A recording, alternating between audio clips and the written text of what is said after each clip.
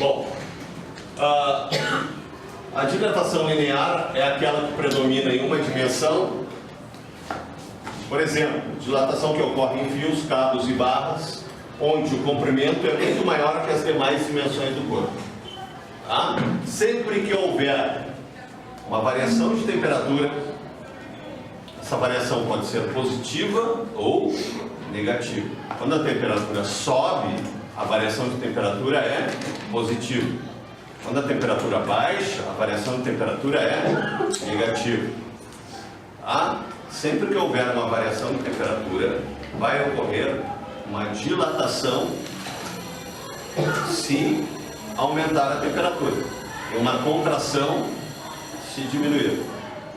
A contração seria a dilatação térmica negativa. Ia dar menos alguma coisa ali, certo? Significa que contraiu. Se der positivo, significa que aumentou de tamanho e a temperatura está aumentando.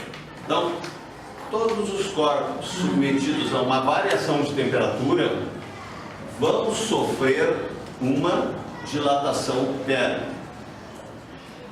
Tá? Eu não vou falar de contração térmica. O fenômeno é a contração. Tá? Quando a dilatação for negativa.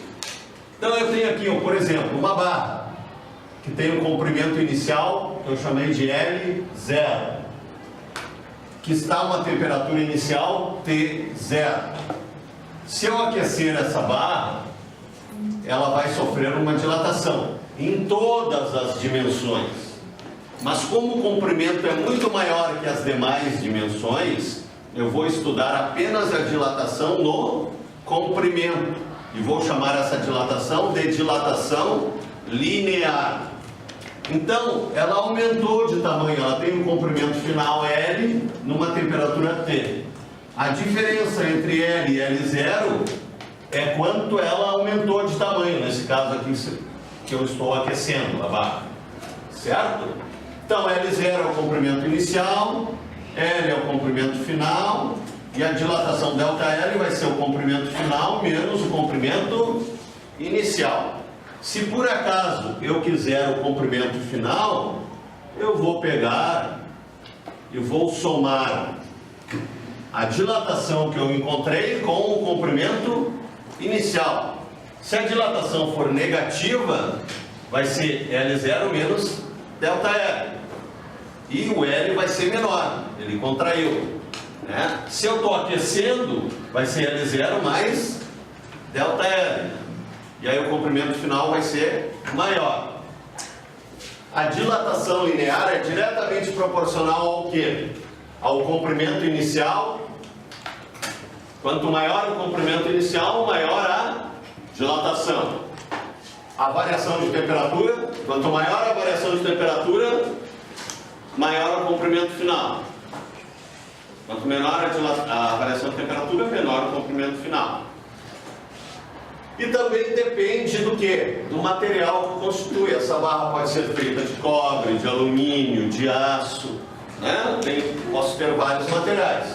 Essa dependência é caracterizada por uma coisa que nós chamamos de coeficiente de dilatação linear. Cada material vai ter o seu coeficiente de dilatação linear, que a gente representa pela primeira letra do alfabeto grego, alfa. Tá? Então, se o ΔL é diretamente proporcional ao L0, diretamente proporcional ao ΔT, e depende do coeficiente de dilatação linear, o ΔL vai ser L0 vezes alfa vezes ΔT, que é a variação de temperatura. Na apostila, página 5, nós temos o exercício 3, que diz o seguinte: um cano de cobre de 4 metros. Então eu vou escrever os dados aqui. Primeira coisa, escrever os dados. Um cano de cobre de 4 metros. O que são esses 4 metros? É o comprimento inicial, quando a temperatura é 20 graus Celsius. Essa é a temperatura inicial. Correto? Esse cano é aquecido até 80 graus Celsius. Essa é a temperatura final. Dado Coeficiente de dilatação linear do cobre. 17 vezes 10 na menos 6 graus Celsius na menos 1. Determine. Eu quero saber a dilatação na letra A e na letra B eu quero saber o comprimento final. Determine a dilatação linear do cano e o comprimento final do cano de cobre. Tá? Então, o que eu fiz aqui? Eu verifiquei as informações que o problema está me fornecendo e eu verifiquei o que ele está pedindo. O primeiro passo é esse, é ler o problema, verificar que informações o problema está te dando, tá? E determinar o que ele está pedindo.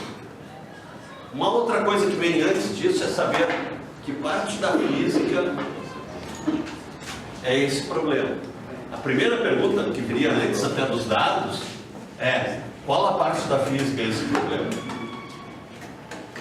Termometria, dilatação, calorimetria, que vocês vão estudar logo em seguida. Eu tenho que primeiro saber qual é a parte da física, para escolher as relações corretas. Depois eu começo a ler o problema, tiro as informações, verifico o que ele está solicitando. Até aí alguma dúvida? Então vamos continuar.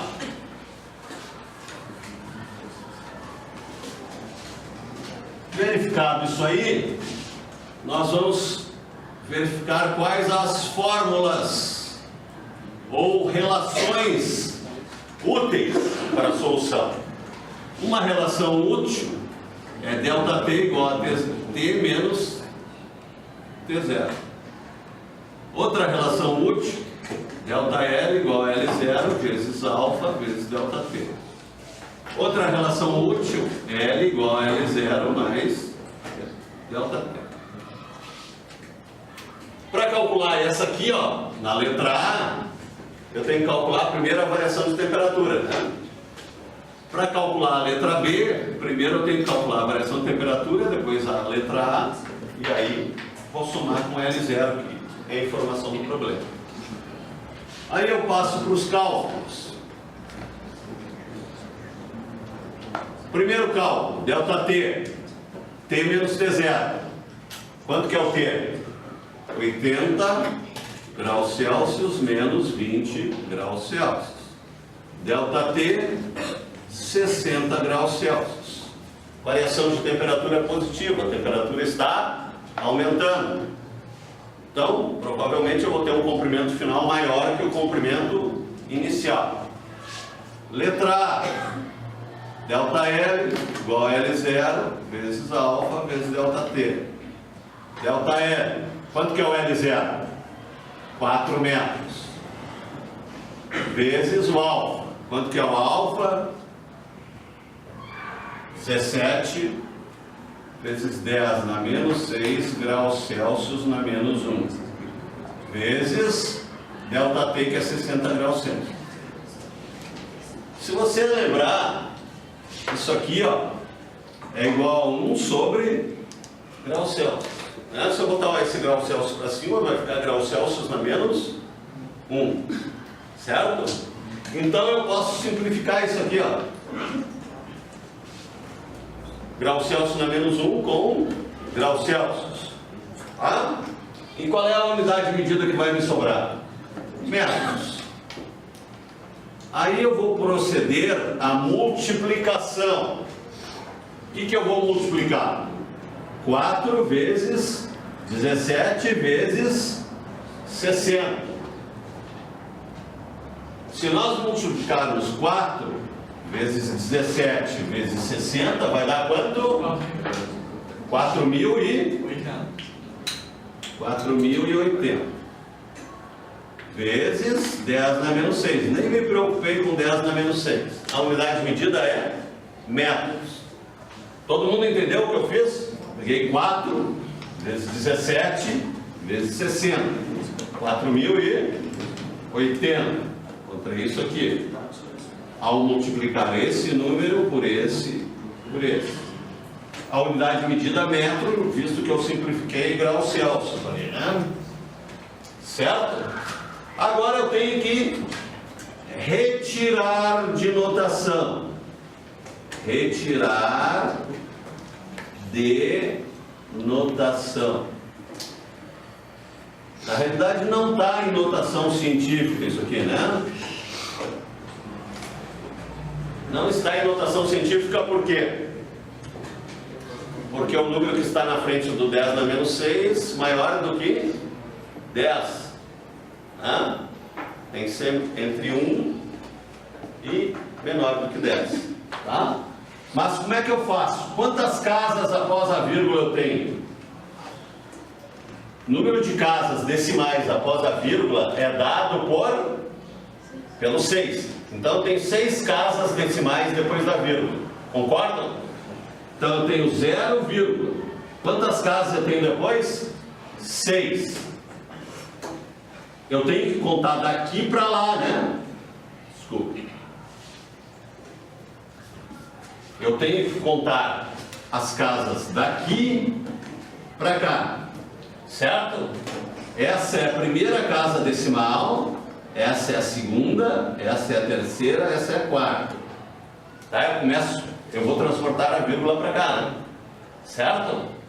Então, 1, 2, 3, 4. Quantos faltam aqui na frente? 2. Então, 0, 0, 4.080. Tá entendido? Ó, uma casa decimal, 2, 3, 4, 5, 6. 6 casas decimais após a vírgula. Continuando. Essa é a letra A. Letra A, terminei? Terminei. Ah, professor, eu poderia deixar a resposta assim? Poderia. Não pedi nada aqui, né? Cheguei aqui, pronto. O correto é deixar em notação científica. Tá? Teria que botar 4,08 vezes 10 na menos 3. Certo? Colocando em notação científica. Ou retirando de notação. Esse seria o correto. Mas como eu não pedi nada aqui, vocês poderiam deixar assim. Só que, para calcular a letra B, a letra B é L, comprimento final, L0 mais ΔL. L é 4 metros mais 0,00. Eu não consigo somar isso aqui, ó, com a potência de 10 com o 4. Não dá para somar. Tá? Eu tenho que retirar de notação científica. E o que eu somo? Aonde que eu somo o 4? Aqui no final ou aqui na frente? Na frente, né? Porque esse 4 é como se tivesse uma vírgula aqui, 0, 0, 0, 0. Né? Certo? Então eu tenho que somar 4 mais 0. Então vai dar 4,00. Essa é a resposta. Ah? Aumentou muito pouco aqui, né? Então isso não daria nem para enxergar direito. Só se eu tivesse um instrumento de medida de alta precisão, conseguir medir esse aumento aqui. Por isso que a gente não nota que isso aqui está aumentando de tamanho. Porque se aumentasse isso aqui, eu conseguiria ver. Mas aumenta tão pouco que a gente não percebe. Tá? Então, opa, passo a passo. Identifiquei a parte da matéria, identifiquei os dados, o que o problema está pedindo, quais são as expressões que eu vou utilizar, efetuei os cálculos, né? E descobri que a barra aumentou 0,00408 metros. E o comprimento final da barra é 4,004080 metros.